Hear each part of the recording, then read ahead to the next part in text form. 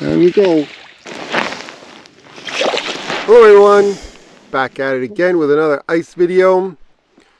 Since my last video we've got dumped on by more snow, so I'm using these old snowmobile tracks to kind of get around.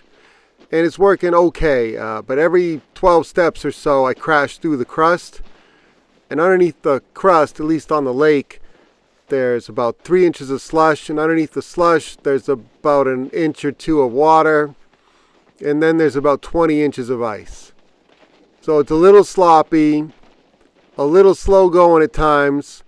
The crashing through the crust part is a little hard on your knees.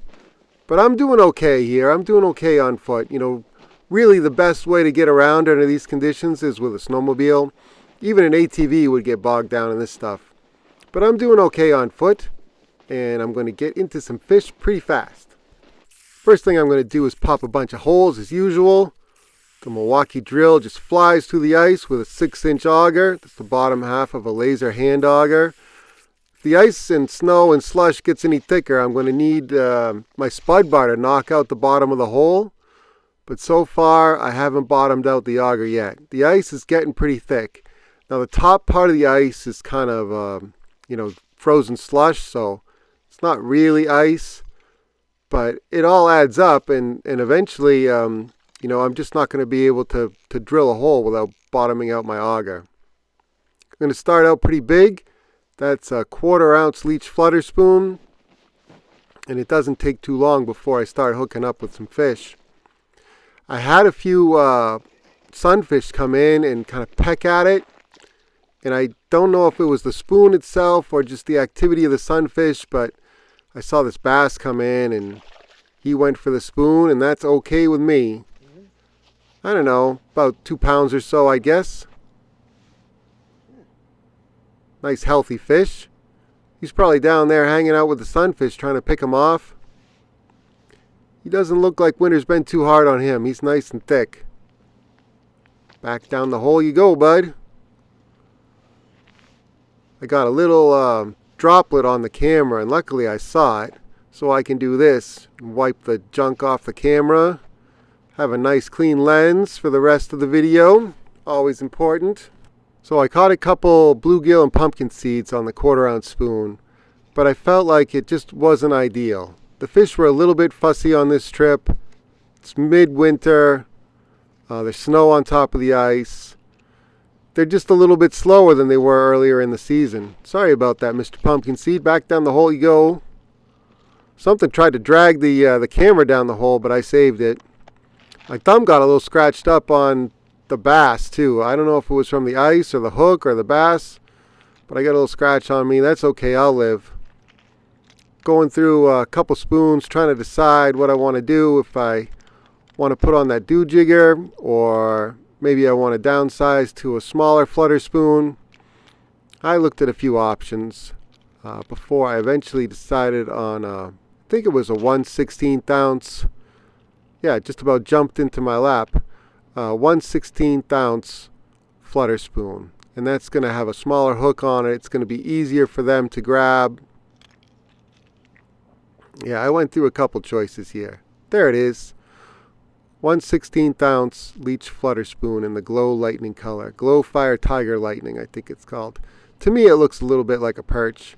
And there's a lot of juvenile perch in here, and so that's what I went for. But you know what? I bet you could catch them on gold. You could catch them on a bunch of different colors.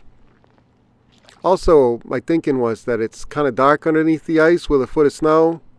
And so the glow might help a little bit too. There's a bluegill. It's not a bad one either. Yeah, just that little bit of a size change. Well, maybe it's not that small, but 2 sizes down. Now they can get their mouths around it much easier. See that little tick at the end of my rod tip? That was a fish biting there. I can watch them on camera, but I can also feel the bite, and I can look. I can look at the end of my rod tip to see if I have a bite. I actually think I'm a little bit better of a fisherman, just purely from a fishing standpoint, fishing blind, just focusing on the rod and the line and the rod tip. When I look at the camera, I tend to set a little bit too soon.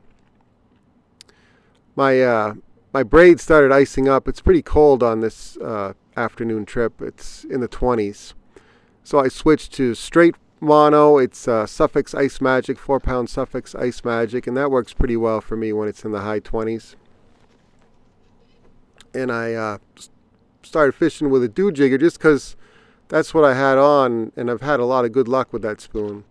It's also getting a little bit later in the day, and I like to go big towards dusk. There's another bluegill. Come on up here, sir. Not a bad one. Yeah, he had no problem with the dew jigger. That's a 1/6 ounce dew jigger. They make a couple bigger sizes. I haven't fished them. I've just fished the 1/6 ounce one, and you know, it's pretty decent profile.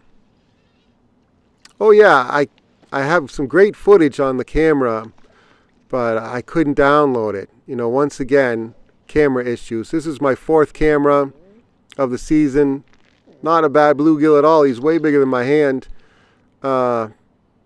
And I'll look around for a 5th option, but I just don't know if I can do it this late in the season. Nothing's working for me.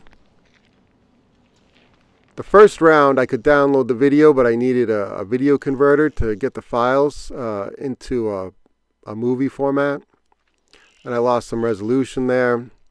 Oh, I got a big fish on. He's pulling drag.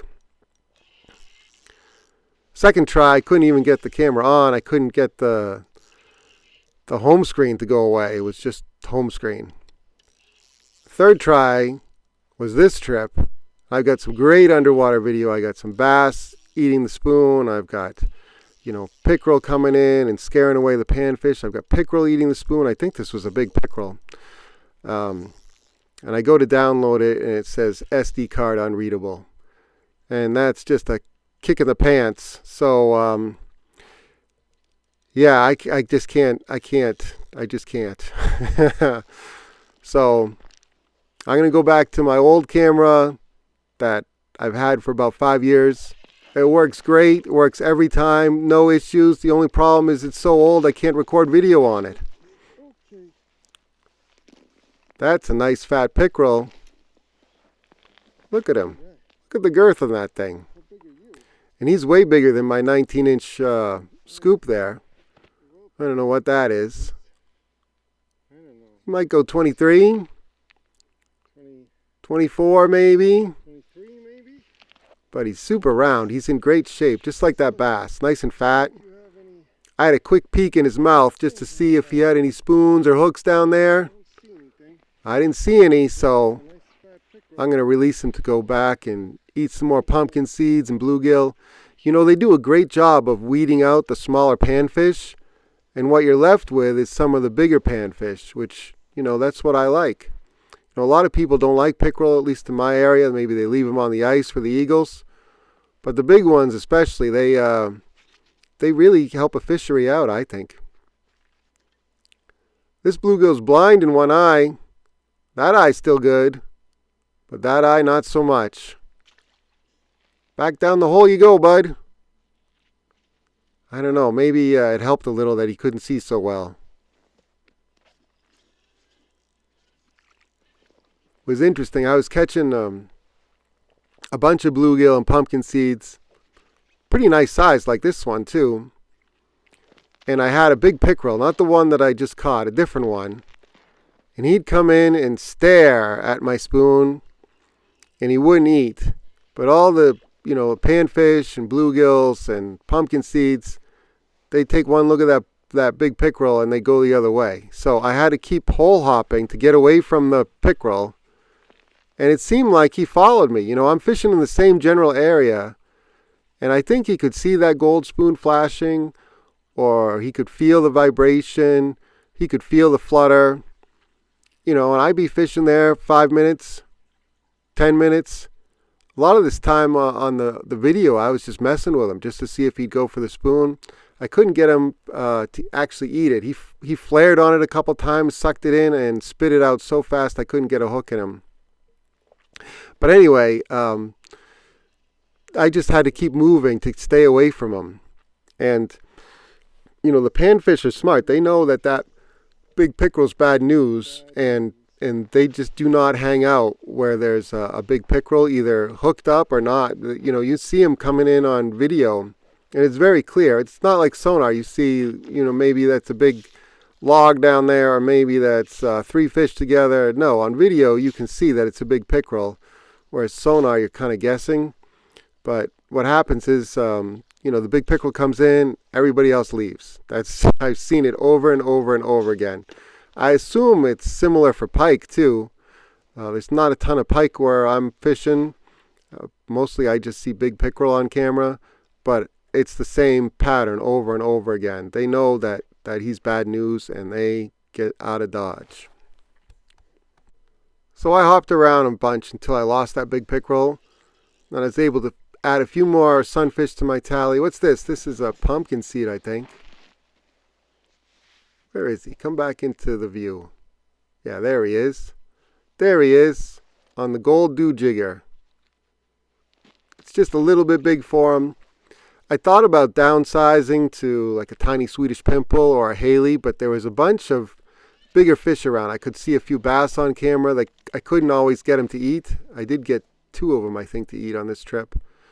I got the 1 pickerel, but I wanted to stay with some bigger lures just in case the bigger fish showed up and I could see that on camera. I know it was kind of hard to see, but the bass ate the spoon on camera. Now I got a little battle going on. That's a panfish rod. That's a Bass Kang solid graphite panfish rod. So it's a little light for the bass. I'm just going to let him run. Take my glove off so I can stick my hand down the hole and grab him. He's not that big. Maybe 2 pounds. Still a lot bigger than the pumpkin seeds, though. He's in good shape, good condition. Not quite as fat as the last one. Back down the hole. They almost jumped down the hole. And that was it. Quite a short trip. But I had a good time out here. I only fished for about an hour and a half. And now I have to make the long drag back to the ramp. That's okay. I'll get into these snowmobile tracks eventually, and it'll be a easier time of it if I can get into some tracks. Crashing through the crust is the worst part. This stuff was pretty solid. I don't know if the snowmobiles ripped it up before, but it had turned from frozen slush into ice. By the way, that's how I was deciding where to fish. I was fishing in the solid or more solid ice parts, not the fluffy stuff. And that way I could keep my boots out of the slush. It didn't have anything to do with where I wanted to fish exactly, or like a weed edge or the best spot for fishing. It was all about trying to keep my feet dry and stay out of the slush that was underneath this crust. Here I am, I'm back in the snowmobile track. And as long as I don't fall through the crust, it's pretty easy traveling. Or I shouldn't say that. It's easier than breaking trail through deep snow. Alright, thank you all for watching. I really appreciate it. Just like all my other videos, I'll list all the gear in the video description so you can duplicate what I was doing out here today. And hopefully have some good luck wherever you might be fishing across the country or across the world. I'll catch you on the next one. See ya!